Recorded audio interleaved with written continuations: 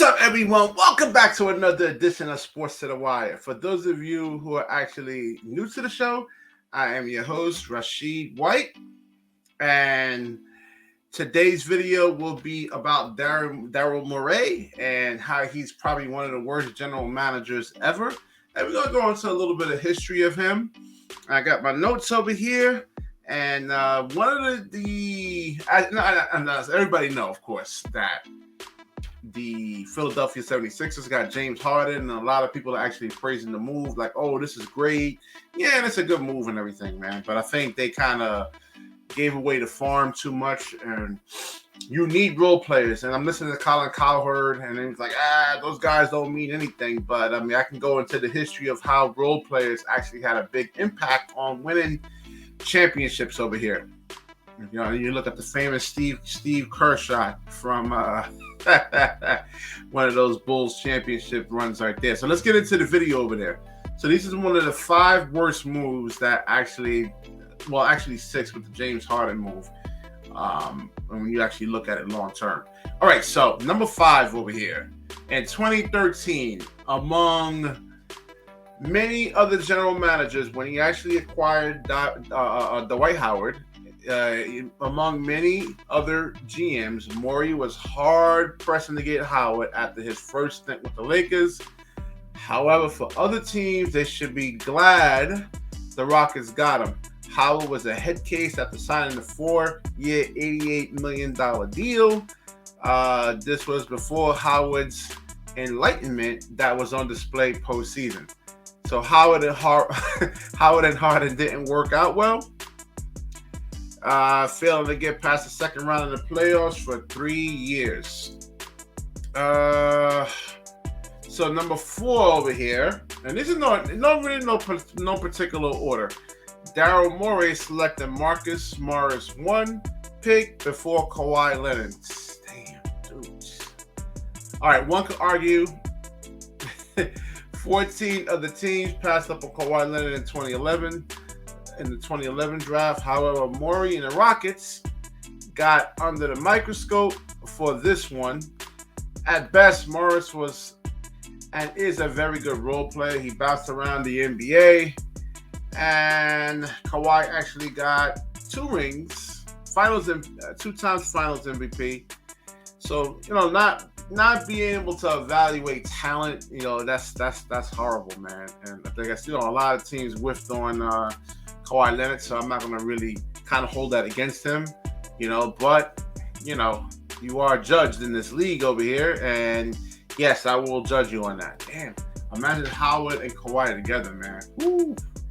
But these things are kind of hard to predict. All right, so the number 3, signing Jeremy Lin to a ridiculous contract, man. A ridiculous contract. So signing Jeremy Lin, the New York Knicks wasn't going to match the poison pill contract that Daryl Morey actually put in there, and Lin's sanity, he actually lasted for about a month. So, and you looked at Jeremy Lin, he did have a lot of weaknesses in his game. This. And Mike D'Antoni's system that actually made him look really good, but there was some things there that that you can actually.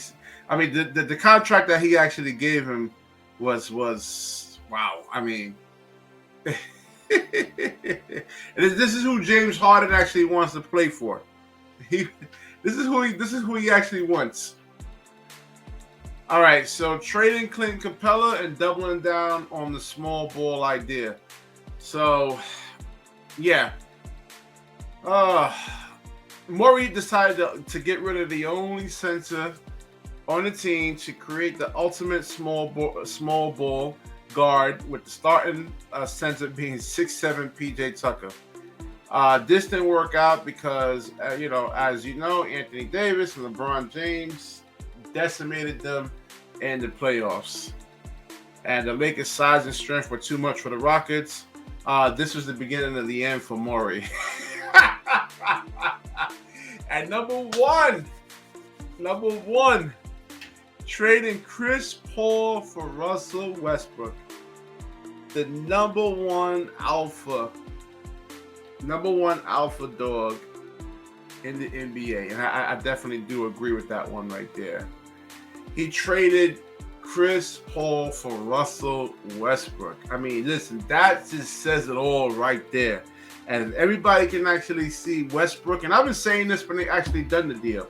He's a low basketball IQ player. He lacks self-awareness. And they got, all right, so Chris Paul and James Harden, they definitely had some issues actually playing with each other, but they still got to a Game 7 in the Western Conference Finals against the Warriors dynasty. So CP3 didn't really get hurt. It looks like they probably had a 70 to 80% chance of actually of winning that series. And if you didn't win, you actually just go and get another piece that can actually put you over the top over there. So where were we over here? Where was the notes over here? All right, so Chris Paul and James Harden has had issues. They are playing with each other. However, getting to Game 7 of the Western Conference Finals against the Warriors dynasty is an outstanding achievement. So, yeah, if they ran it back, that team could have been impressive, and Morey would have not felt the need to trade away Capella. Paul was traded. I don't hate trading Paul, but so this was actually, I believe, Morey's statements right here. I'm actually reading this correctly. So, Chris Paul was actually a really good three-point shooter, a really good floor spacer. And then you get Westbrook in there, who can't shoot the basketball, can't play a lick of defense. And then in order for that to actually work, you would actually need James Harden to play more off the ball than Westbrook on the ball. And I still think they have that small lineup. And all teams got to do when James Harden, when Westbrook has the ball, they can actually sag back in the paint, pretty much go into a zone, and then force Westbrook to actually shoot. Now, yeah, Westbrook is actually a regular season player, but not in the playoffs. He has just too many weaknesses. Free throw shooting is another one. Game gets close, can't play him. And then when you look at the Philadelphia trade over here, they're gonna really need. They should have never go Andre Drummond. I mean, Giannis is too much, man, and it's a lot of pressure that you're asking Joel Embiid to actually have to deal with, man. He's gonna have to play a lot of perimeter. You got Brook Lopez coming in there. He should be coming back. Then they got Serge Ibaka, who's actually a really, I won't say a good three-point shooter, but I think he's about 32, 33%. And he can actually space the floor. And what happens if James Harden gets switched on to Giannis? And Giannis is an actual beast, man. I don't even think they beaten Philadelphia 76. I'm sorry. They beaten the Milwaukee Bucks. But the Brooklyn Nets, there's no way they're going to really be able to beat them. You're not going to be able to double team Ben Simmons, man. That's just those are the two teams that you actually wanted to kind of keep Ben Simmons away from, was Golden State and the Brooklyn Nets, because of the floor spacing that they actually have.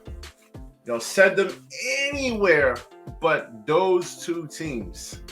And I mean, Daryl Morey is really a bad general manager. I'm sorry. I don't know what anybody sees in this guy. James Harden actually leaves a damn good general manager in Sean Marks.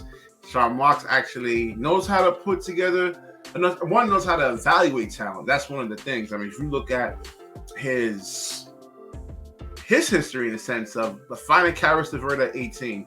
Finding Jarrett Allen, who's an all-star caliber player now. I think it was number 21, I believe. And if you actually do those drafts over again, you would say Jarrett Allen's a number 2 pick, a number 3 pick. Karis LeVert could be a number 6 or 7. He found those two late in the late in the first round. You could look at Cam Thomas. I mean, he still needs some work right now, but yeah, I mean, Daryl Morey in terms of, and you got to look at how they can actually develop these players too. It's not just, finding the talent, but it's also about player development. And I just see a lot of weaknesses in Daryl Morey, man. He's always, I don't know, he doesn't seem like a smart guy to me in a sense, though, and just I don't see it, man, because he had a lot of head scratches. All right, we're gonna wrap this video up. If you like the video, please like, comment, subscribe, certainly share this video. When you share, the universe certainly shares back with you. Peace.